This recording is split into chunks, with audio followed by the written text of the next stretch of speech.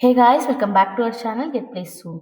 In this video, let us solve the problem plus 1. Let us understand the problem statement first. Given an array in which each element represents a digit and complete array represents a number. For example, the digits of the array consider 2, 3, 4. Now, these are digits, right? 2, 3, 4. The whole array, the number will become 234. Now, in this problem, we are supposed to add plus 1 to the number. So 234 plus 1, 235.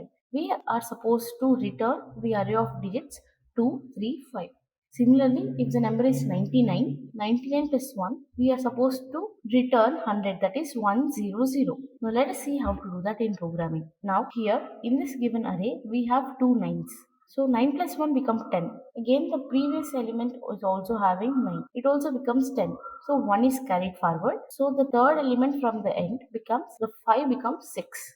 So 4599 becomes 4600. And in this example, 999 plus 1 becomes 1000. We are creating one more extra element in the array. Here, we are not having any 9s in the given array. 234 becomes 235. Just one digit extra is happening. Let us see how to do all of this in programming. Our approach is to replace 9 with 10, right? We are supposed to add one digit, right? So wherever there is a 9, replace it with 0. So 0 going to the previous element 0. Now 1 is carried forward whenever there is 9, right? So 5 becomes 6. So that's how 4599 becomes 4600. Now in this example we have 3 nines. Replace 9 with 0, replace another 9 with 0, replace another 9 with 0, and 1 is carried forward. So 999 becomes 1000. I hope you understand how we are going to do this. Now let's see how to implement all of this in programming. Now in this code, you can see in the plus 1 function, we are passing int digits array. Okay.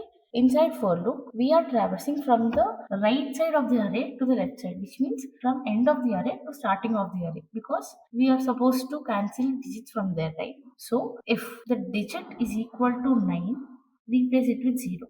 That is if statement. Look at the else statement. If it is not equal to 9, add the digit number.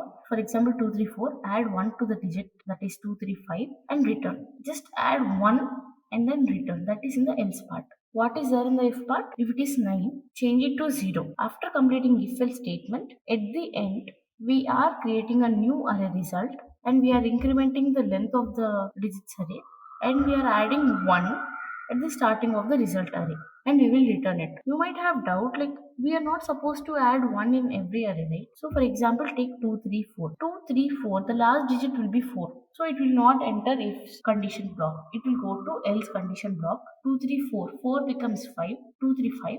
In the next statement, we are returning the array. So the program will terminate. If it is equal to 9, if the last digit is equal to 9, then only if it will go through if condition block, and then only it will go and create the result array, or else it will not go and create the result array. I hope you understood this clearly. If you have any doubts, then make sure feel free to comment below. Now speaking about the time complexity. As we are using one for loop and we are iterating throughout the array only once, the time complexity will be O of n. What about the space complexity? We are not creating any extra spaces. Therefore, the space complexity will be constant, that is O of 1. Now, I hope you understand the video.